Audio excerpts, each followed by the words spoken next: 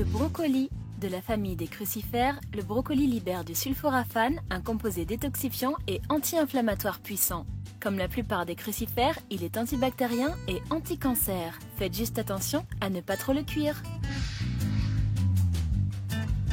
Les myrtilles.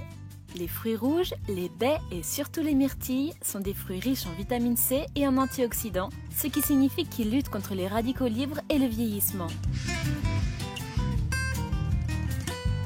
La tomate. Sa consommation fréquente réduit le mauvais cholestérol, empêchant ainsi les artères de durcir. Elle contribue à réduire le risque d'accidents vasculaires cérébraux et cardiovasculaires. Riche en lycopène, elle peut également prévenir certains cancers comme ceux du côlon, du sein et de la prostate. Les épices. Plus précisément les poivres, le curcuma et le gingembre. Leur rôle est double, une action anti-inflammatoire majeure qui réduit les douleurs, plus une forte propriété antioxydante qui diminue le stress oxydatif du cartilage.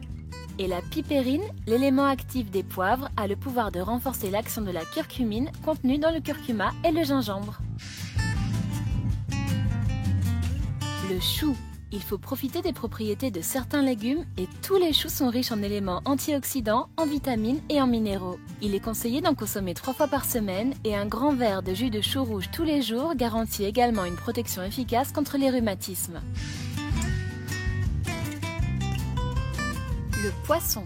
Les sardines, le maquereau, le hareng et les truites fumées sont une excellente source de protéines qui jouent un rôle clé dans la formation des enzymes digestives, des hormones et des tissus comme la peau et les os. Le poisson contient 9 acides aminés essentiels à notre organisme, dont 2 acides gras de la famille des oméga 3 dotés d'effets anti-inflammatoires. Légumineuses et céréales.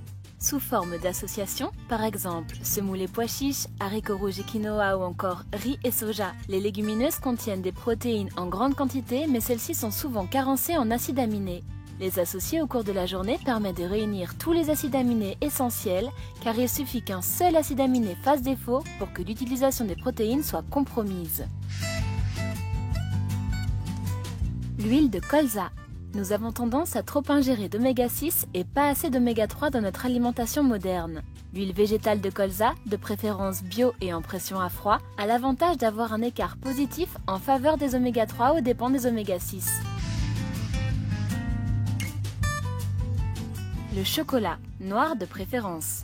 Des études ont montré que les consommateurs réguliers de chocolat avaient dans le sang un niveau très faible de protéines réactives C, un marqueur important dans l'inflammation. Riche en magnésium, il est aussi bon pour le moral. L'ananas. Ce fruit contient du manganèse, un antioxydant, et de la bromélaïne, un anti-inflammatoire naturel. Partiellement absorbée par l'organisme, la bromélaïne passe dans le sang où elle va bloquer la sécrétion de prostaglandine de type 2, ce qui procure à l'ananas ses actions anti-inflammatoires, antalgiques et anti-œdémateuses.